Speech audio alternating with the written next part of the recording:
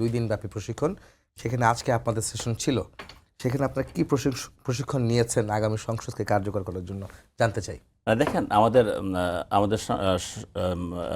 দলের চেয়ারম্যান মাননীয় প্রধানমন্ত্রী জনাব তারেক রহমান সাহেব কিন্তু সবসময় একটি কথা বলেন যে অতীতকে আমরা ভুলে যাব, অতীতে কি হয়েছে না হয়েছে সেগুলো ভুলে আমরা নতুন করে শুরু করব।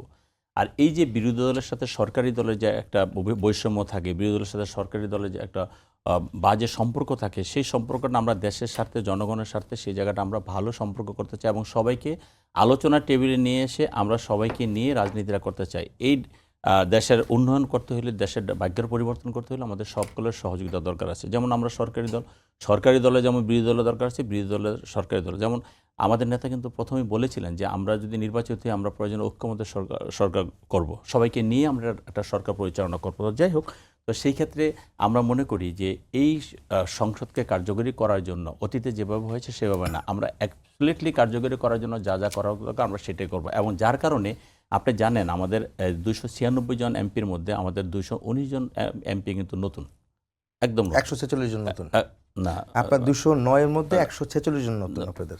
না আমি টোটাল বলছি, আমি টোটালটা বলছি। তো কাজেই এখানে আমরা যারা নতুন আসছি, স্বাভাবিক কারণে সংসদের ওখানে যে কার্যপ্রণালী আছে, সংসদের এখানে যে কার্যক্রমগুলো আছে সেগুলোর সম্বন্ধে আমাদের হয়তো ওরকম ধারণা নাই বা আমরা কখনো যাইনি। নতুন হিসাবে আমরা যাতে সেখানে গিয়ে একটা সাংসদ সুলভ আচরণ করতে পারি, আমাদের আচরণে যাতে কোনো ভুল না হয়, আমরা যাতে সেখানে যা যা করণীয় আমরা সেটাই যদি আমরা কোনোভাবে যাতে সেটাকে আমরা রাজপথ না মনে করি।